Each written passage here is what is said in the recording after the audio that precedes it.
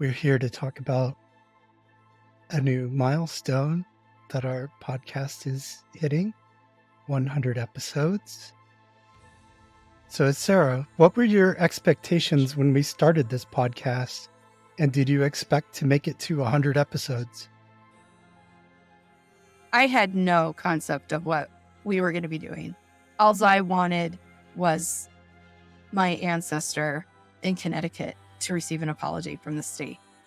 And I thought, yeah, I'll give podcasting a try. I want to get on and tell more people what I've been tweeting about and Facebooking about for 2 years.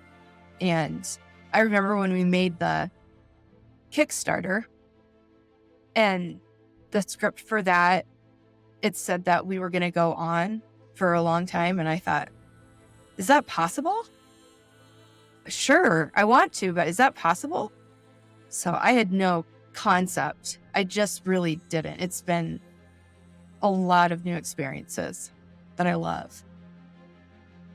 Yeah, a lot of new experiences. And we did start out doing this about the Connecticut exoneration effort, but we had no thoughts about stopping the podcast when the exoneration passed. That was in May 2023. And here we are, August 2024, and still going strong. Welcome to episode 100 of Witch Hunt, the podcast of historical witch trials and modern witchcraft accusations. I'm Josh Hutchinson. And I'm Sarah Jack. Today, we look back at what we've learned in nearly 2 years of podcasting about witch hunts and harmful practices related to accusations of witchcraft and ritual attacks.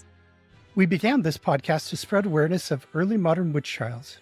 We wanted people to be aware of what happened in the past and why it happened, so that similar actions would not be taken in the future. However, we soon learned that we don't just have to be worried about theoretical events in the future. We have to be aware of a real global crisis of witch hunting in the present. In the West, we like to think witch hunts are in the past, but we are wrong. Witch hunts, known by the United Nations as harmful practices related to accusations of witchcraft and ritual attacks, occur all around the world today. We're talking about real violence perpetrated against innocent people who some believe to have used witchcraft, sorcery, or magic for sinister purposes. Let's recap the key themes we've encountered across our first 99 full episodes. The podcast has featured interviews with various experts providing multifaceted views on witch trials from historical, legal, social, and cultural perspectives. We have covered historical context and details of witch trials in various locations. Much of the focus has been on New England.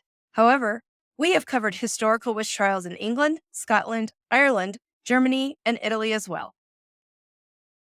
The social, religious, and political factors that contributed to witch hunts have featured on the show many times. Another area of focus has been the impact of witch trials on individuals, families, and communities.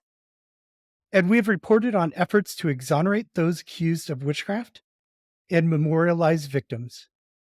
In addition to the 100 main episodes we have now done, we have produced several important bonus episodes. This year, we have also created Witch Hunt 15s, which are abridged versions of full episodes. And we recently began a new weekly series of bonus episodes, the Witch Hunt Victim Stories, to talk about the lives of the victims of witchcraft accusations. As the show has progressed, we have often spoken of modern-day witch hunts and related human rights issues in various parts of the world. Right from episode 1, we have included regular updates on the witch hunts happening in our world now. Another aspect of witch hunts we've addressed is the intersection of modern witchcraft accusations with gender, poverty, and marginalization. We have spoken with many experts about legal and social approaches to eliminating witch hunts and protecting vulnerable individuals. Experts and advocates have frequently shared the importance of education, awareness, and cultural sensitivity in addressing these issues. In the beginning, the podcast was intended largely to raise awareness of the Connecticut witch trials, as we are members of the Connecticut Witch Trial Exoneration Project, which obtained absolution for the victims of colonial witch trials in May 2023. Since our beginnings with Connecticut, We've discussed witch trials and harmful practices related to accusations of witchcraft in 6 U.S. states and a dozen nations, and we will cover more ground in the next 100 episodes. The age of European witch trials is considered to have run from about 1400 to 1775 and resulted in the executions of 40 to 50,000 individuals in Europe and its colonies. New England's witch trials were part of this larger saga and have featured in more than half of our episodes. As descendants of witch hunt victims from Massachusetts and Connecticut, Sarah, Mary, and I have a particular interest in this region. Our episodes have covered accusations of witchcraft from Maine, New Hampshire, Vermont, Massachusetts, and Connecticut. We've even touched on some accusations in Rhode Island, though there were no known witch trials in the colony, only gossip and slander cases. Outside of New England, we have covered witchcraft accusations in New York and will soon cover witch trials in Virginia, Maryland, and New Mexico. And we have Europe covered too, visiting England, Scotland, Ireland, Italy, and Germany so far, with more countries to come. So, what have we learned about witch trials in 99 episodes? Witch trials have been around since ancient times. However, witch hunting activity in Europe ebbed in the Middle Ages until new developments shifted perspectives in the later medieval period. By the 15th century, sporadic medieval witchcraft prosecutions gave way to more frequent early modern witch trials. This shift owes itself to a number of factors, including growing pains of transitioning from feudal states to modern nations, increased religious tensions, the culture shock of the Renaissance and modernization, and the advent of the printing press, which allowed demonologies and witch trial accounts to rapidly reach ever-growing audiences of readers. The biggest factor, however, may be a shift in Christian theological attitudes towards witchcraft. As we first learned in episode 3, belief in a satanic pact with witches replaced a belief that witches used their own powers with the belief that the devil gave witches their powers. While the average person continued to primarily fear what witches could do to them, thoughts of a diabolical connection fueled great fear on the part of the elites, who saw a satanic conspiracy threatening Christendom, as Professor Scott Culpepper told us. There are many questions still about the exact origins of the notion, but it seems to emerge in the middle part of the medieval period, probably around 1000 or so, and it becomes increasingly popularized throughout the late medieval period. The Malleus Maleficarum, which was issued at the end of the 15th century, is one of the most notorious texts, which really pushes the notion, satanic pact, that witches are not just practitioners of folk magic or manipulators of regular natural forces, but the magic they unleash has got additional fuel, so to speak, because it's empowered by a pact with the devil himself, that Satan himself is infusing their acts with diabolical magic. With this belief in a satanic pact in place, witch trials were no longer isolated events, with significant trial activity across much of the European continent and in several European colonies overseas. In the words of author Catherine Howe, can you imagine what does it feel like to live in a world where you really actually, honest to gosh, believe that the devil can go walk about on the earth as a real person and that he can disguise himself as people you know and love and trust? That at any given time, I could be talking to you right now, Josh, and you could be the devil in disguise and I didn't know it.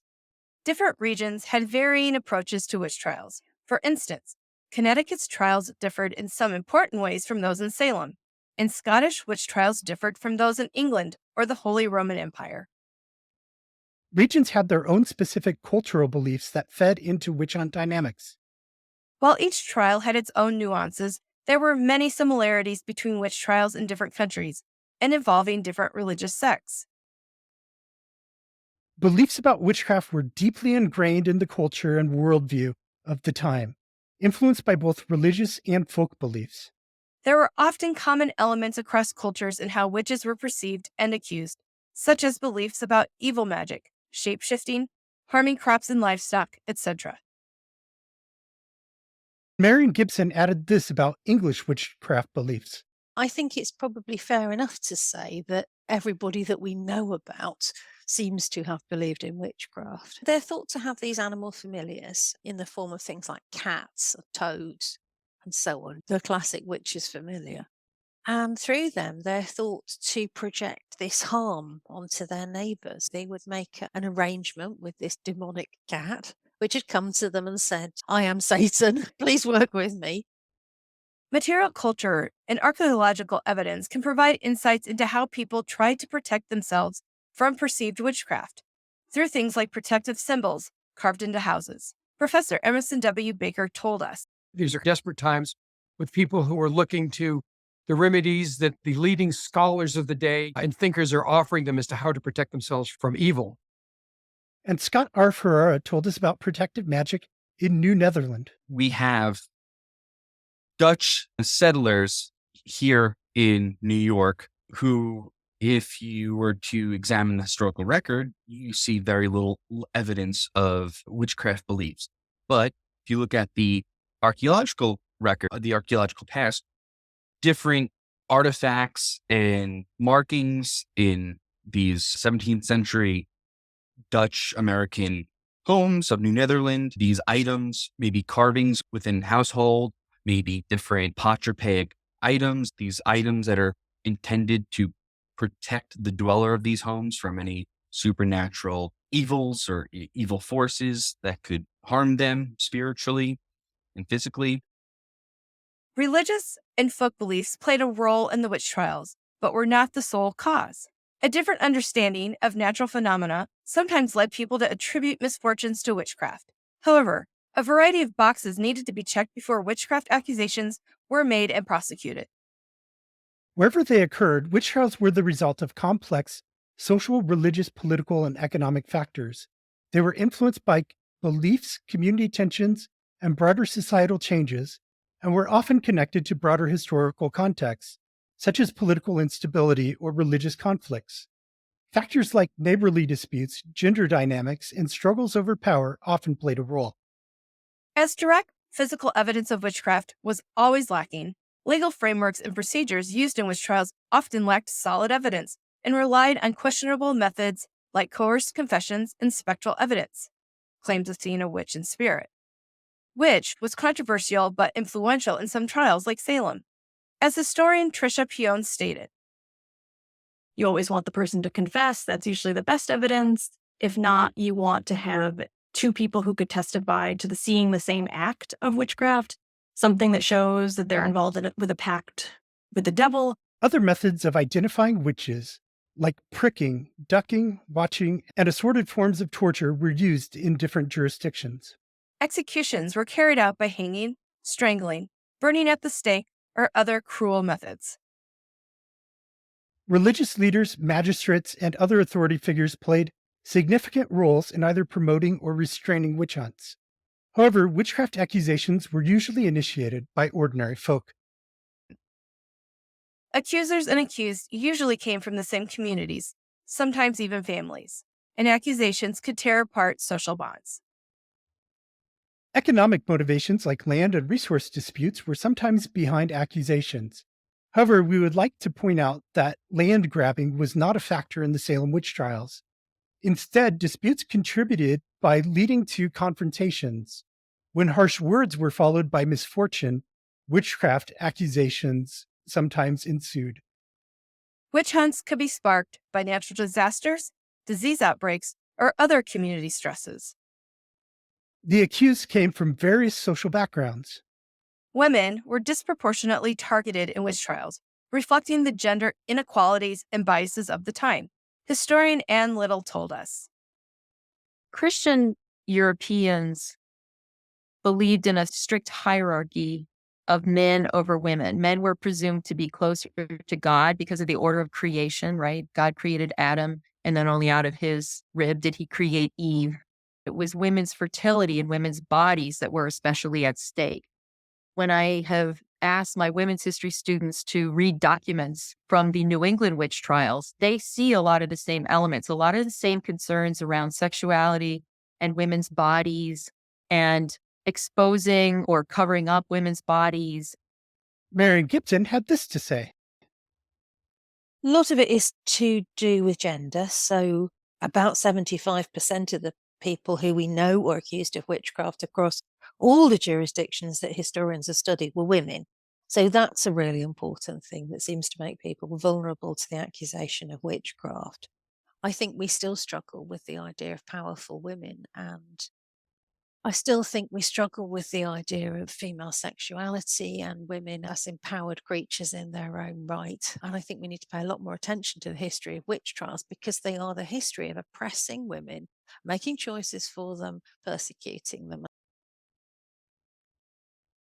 Beth Caruso said, the Puritans thought of women as the weaker sex than men. They certainly weren't the only religion to do that, or the only religious sects to do that. But in so many of these witch trials, it's a young girl right around the age of menarche who's bewitched. Witch trials had profound and long lasting effects on individuals, families, and entire communities, often resulting in trauma and economic disadvantages that persisted for generations. Understanding the history of witch trials is crucial for preventing similar injustices and promoting critical thinking about fear and unfounded accusations. We shouldn't think of the people of the past as being different from us. They had the same fears and motivations we do, but simply had their own understanding of the universe. Early modern witch trials offer valuable lessons on social justice, legal integrity, critical thinking, and the dynamics of fear and persecution, all of which remain highly relevant in addressing contemporary social, legal, and human rights issues. Studying historical witch hunts provides insights into modern day witch hunting and scapegoating behaviors. They serve as a cautionary tale about how fear can lead to irrational actions and unjust persecutions. This is relevant to modern phenomena like moral panics or conspiracy theories. Historical trials highlight the dangers of compromising legal procedures and the importance of fair trials and evidence based justice. This underscores the need for strong, impartial legal systems today. The disproportionate targeting of women in witch trials reflects enduring issues of gender-based discrimination and violence. It prompts examination of current gender inequalities and biases in society and legal systems. Witch trials often targeted marginalized individuals, a pattern that continues in various forms of discrimination today. This history encourages vigilance against the persecution of vulnerable groups and individuals in modern society. While different in form, the spread of accusations in witch trials parallels modern concerns about the rapid spread of misinformation. The role of community members in perpetuating or resisting witch hunts emphasizes the importance of individual and collective responsibility in addressing injustices. The influence of economic stress and social changes on witch trials parallels how these factors can exacerbate social tensions today. Early modern witch trials provide a historical backdrop for understanding and addressing ongoing human rights violations, particularly those related to belief. These are ongoing efforts to exonerate those accused of witchcraft, memorialize the victims, and educate the public about these events, highlighting the enduring impact of these historical events, even centuries later. Exoneration provides a form of justice for those wrongly accused and executed. It officially recognizes their innocence and the injustice they suffered. Remembrance efforts raise public awareness about witch trials, their causes, and consequences, serving an important educational purpose. Author Beth Caruso has said, It would be wonderful to have a memorial for them because they were not placed in proper graves. They were probably unceremoniously thrown into a ditch after their hanging. And so descendants really have nowhere to go. But it's beyond just the familial connection. A monument is a reminder of a dark chapter in history. These efforts highlight how past injustices can inform our understanding of present day issues related to persecution and scapegoating. Official exonerations require governments to formally acknowledge historical wrongs, which can set precedents for addressing other historical injustices. Exonerations and memorials symbolize a society's commitment to justice and willingness to confront its past mistakes. For many individuals involved in exoneration and memorialization efforts, the work holds deep personal significance, often connected to their own family histories. Exoneration and remembrance efforts can draw attention to ongoing witch hunts and persecutions in other parts of the world, fostering global awareness and activism. Witch hunts have occurred throughout history and continue to be a problem today in many parts of the world. While most people associate witch hunts with events like the Salem trials, accusations of witchcraft and related violence are still prevalent in places including Africa, India, and Papua New Guinea. Early modern witch trials have much in common with modern witchcraft accusations. We discussed modern witch hunts, also known as harmful practices related to accusations of witchcraft and ritual attacks, at length in last week's episode on World Day Against Witch Hunts. If you haven't played it yet, I encourage you to do so after you finish this episode. Today, we will briefly summarize modern witch hunts and then spend the balance of the episode discussing potential solutions. To set the stage, Ikpanwosa Arrow has said,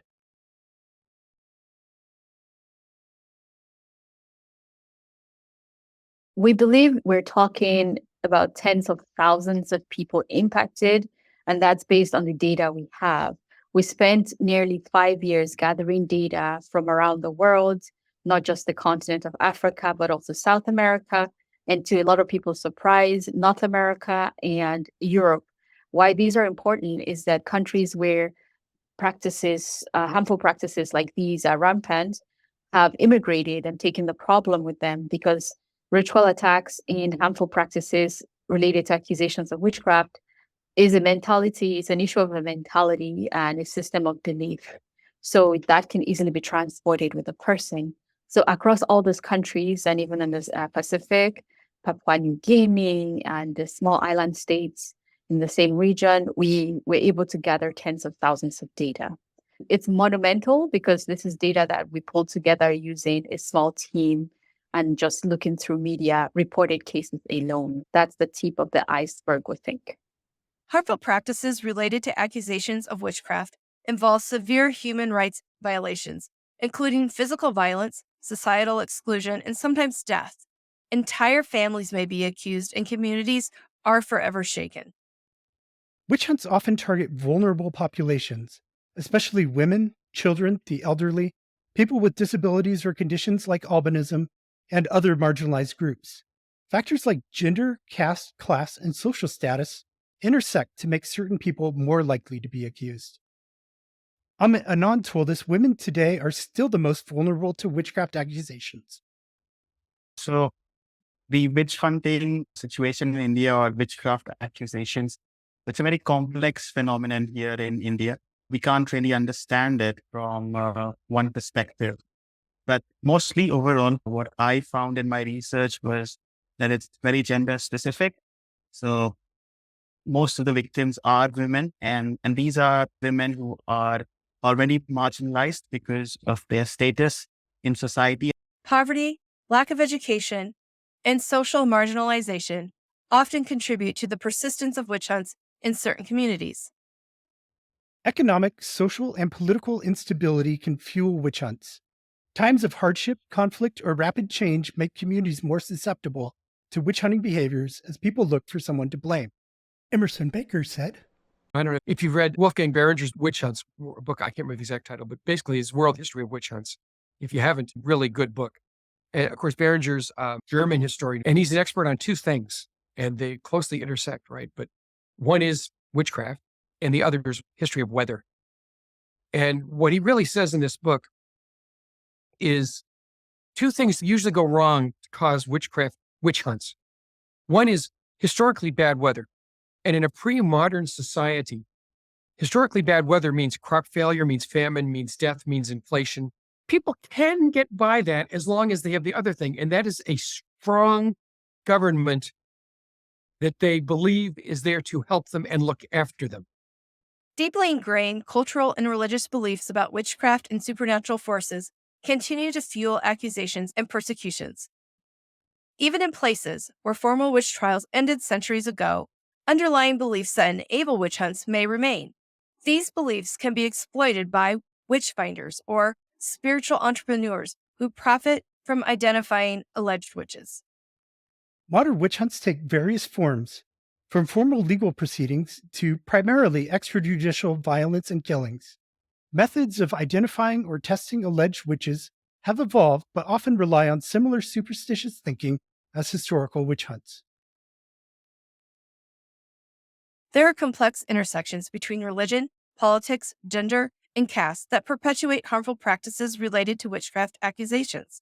Political and religious leaders sometimes exploit these beliefs for their own gain. We've spoken with advocates, legal experts, academics, and diplomats about witch hunts happening in our world today, with episodes focusing on South Africa, Nigeria, Papua New Guinea, India, Ghana, Malawi, and Namibia. Given the scale of the problem, however, we have just scraped the surface and plan to continue exploring our world. Underlying causes of witch hunts can include witchcraft beliefs and fear of the supernatural, desire to explain misfortunes or find scapegoats, property disputes and attempts to seize land, maintaining power structures and controlling women, and lack of scientific temper. Witch hunting is one form of harmful practice, part of a family of interconnected harms justified by beliefs. Harmful practices based upon belief are also known as spiritual and ritual abuse. If you use your religious, spiritual, political, ideological, traditional, or personal beliefs to justify harming other people, you are committing spiritual and ritual abuse. If you are manipulating another person based upon their beliefs, you are committing spiritual and ritual abuse.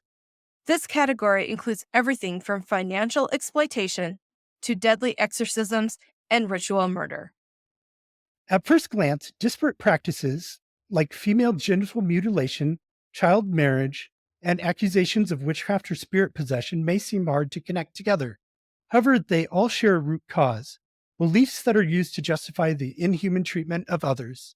As Francis Young said, the idea that there is a connection between witchcraft and possession is something which doesn't really happen until the early modern period, doesn't turn up until the 16th and 17th centuries. And I think there's one major reason why the idea of witchcraft becomes popular as an explanatory tool for explaining why people are experiencing what they think are the symptoms of demonic possession. Because the traditional view was that the devil has power over people through their sin, and therefore, if somebody commits a sin, the likelihood is that they might be possessed by the devil or vexed by the devil in some way. But cases occurred in the early modern period when apparently innocent people were experiencing these symptoms. And so witchcraft effectively serves an explanatory role to account for innocent people experiencing demonic possession and vexation. So in other words, a human agent gets involved and projects demonic power, sends the devil, if you like, to go and annoy somebody, or indeed, in some cases, possess that person. So the idea of bewitchment becomes elided with the idea of demonic possession. And by the 17th century, these things are almost totally elided.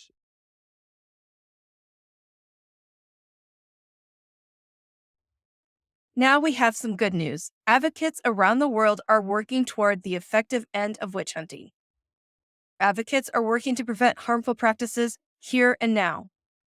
Leo Igwe believes people are ready for change in the near future. Of course, they will always tell me, but it takes time. I say, how long does it take? Sarah and Josh, look, how long did it take Africans to adopt SIM cards, all these cell phones, laptops? Now, stop killing your parents and relatives in the name of witchcraft. They say, but it takes time. I say, how long did it take you to adopt the cell phone? How long did it take you to adopt the cars? And how long did it take you to start having virtual conferences, virtual internet websites, and things like that? Advocates are making the world aware of the crisis and promoting active interventions.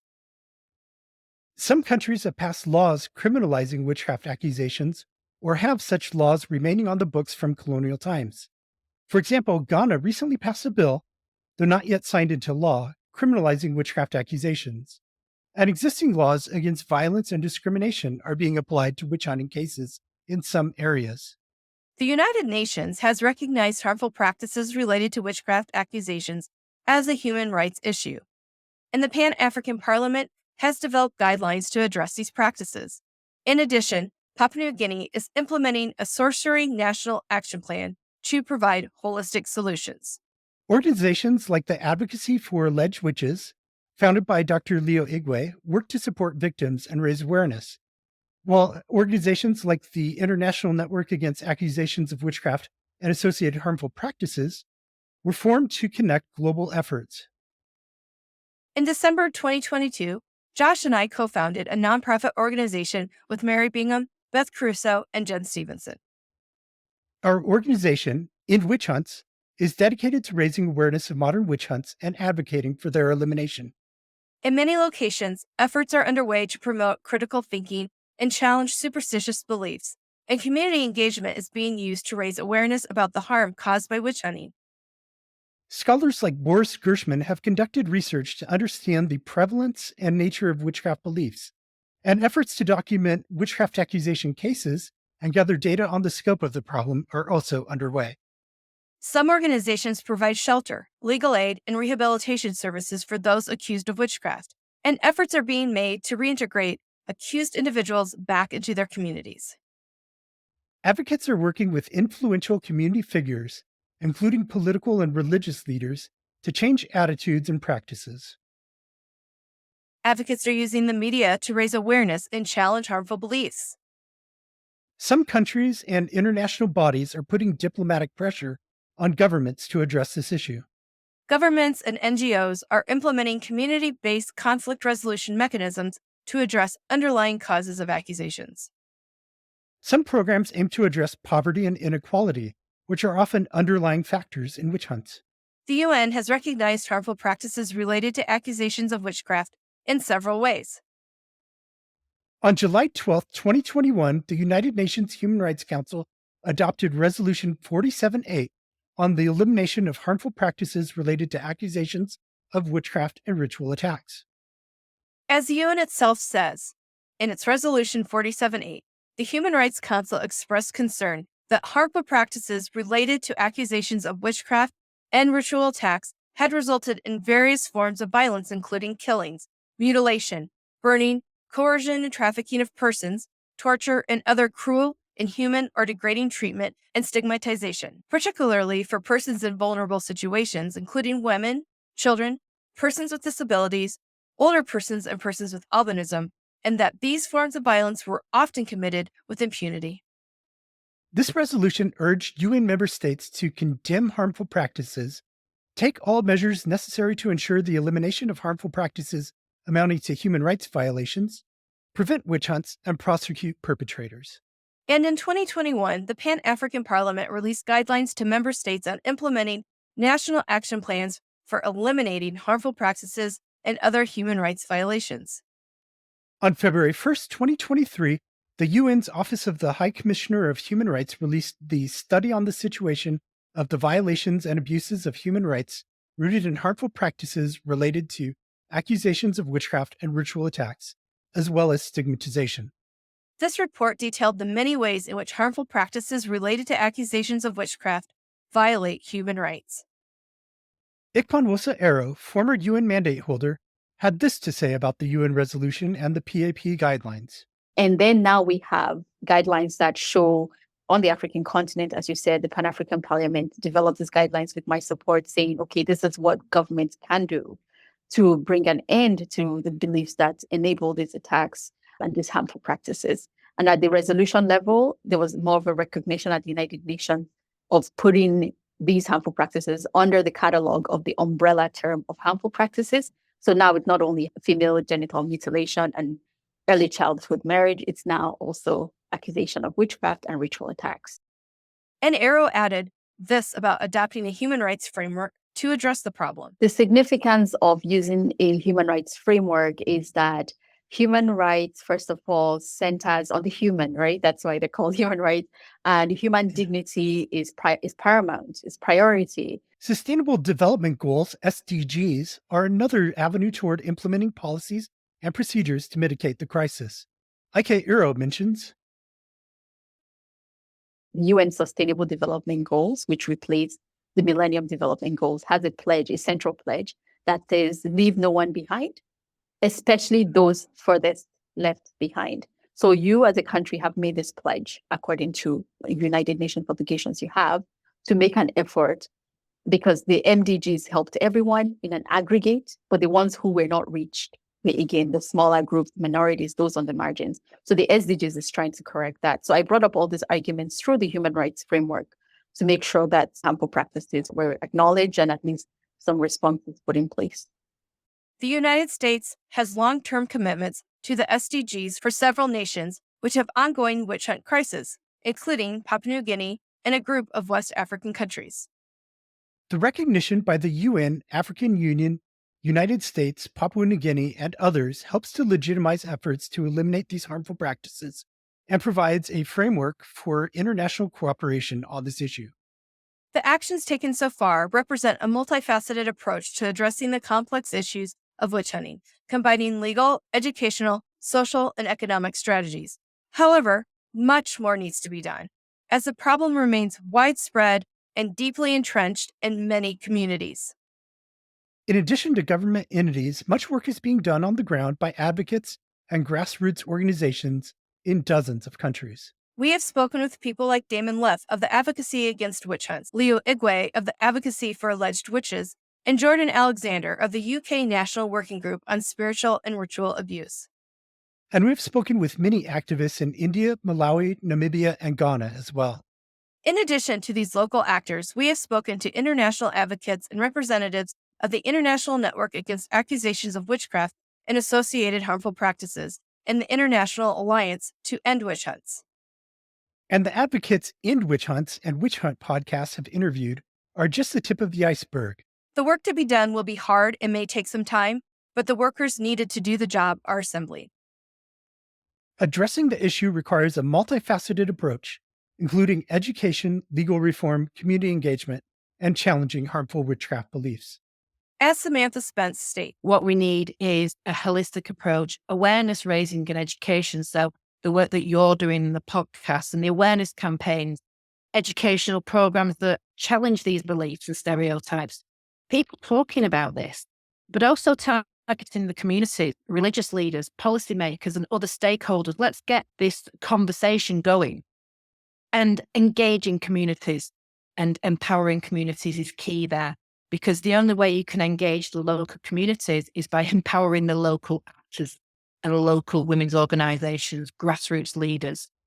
Advocates working to address the harmful practices associated with witchcraft accusations often outline several key strategies and next steps. These strategies aim to protect victims, prevent further violence, and educate communities. the problem intersects with other issues like gender inequality, poverty, and the lack of education, and addressing these root causes is crucial. There's a need for more data and research on the scope of the problem globally. Laws against witchcraft accusations exist in some places, but are often poorly enforced, as Leo Igwe states about Nigeria. In Nigeria, for instance, we have provisions in the criminal code against witchcraft accusations. But of course, like every other thing, or many of the things introduced during the colonial era, they were in the status book. They were on paper, not in practice. Advocates plan to continue lobbying governments to strengthen laws against witchcraft accusations and related violence. This includes pushing for legislation that criminalizes accusations and the violence that often follows, as well as ensuring the protection of those accused. Efforts will also focus on ensuring that existing laws are enforced. This includes training law enforcement and judicial officers to handle cases related to witchcraft accusations fairly and sensitively. Education, critical thinking skills, and challenging harmful practices are key to addressing witchcraft accusations. Advocates aim to expand educational campaigns that inform the public about the dangers of witchcraft accusations and the importance of human rights. These campaigns often involve community workshops, public service announcements, and partnerships with local media. Programs that encourage critical thinking and scientific literacy are being promoted to reduce the reliance on supernatural explanations for natural events. Support and rehabilitation for survivors of witchcraft accusations is greatly needed. Survivors of accusations face major challenges in reintegrating into communities due to ongoing stigma and fear. Establishing more safe houses and shelters for victims of witchcraft accusations is a priority. These facilities provide immediate protection and support for those fleeing violence. Increasing access to counseling and mental health services for victims and their families is critical. These services help address trauma and support the reintegration of victims into their communities, as Peter Minter Amadou told us about the women in Ghana's witch camps. So what did we find among the 335 women? In terms of psychological distress, we had 73% of our respondents, that's a little around 247 participants, who were assessed to have high level of psychological distress. Depression, we assess among these groups as 61% of the participants. Anxiety was around 72%. And the issues of stress-related was around 38%. So this was what we found at the alleged witch camps, where we were supported by the Commission on Human Rights and Administrative Justice to do an assessment and provide intervention.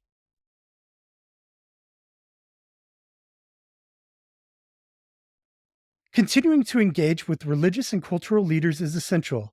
Advocates plan to hold more dialogues and educational sessions with these leaders to encourage them to promote messages of peace and nonviolence, and to challenge harmful beliefs about witchcraft.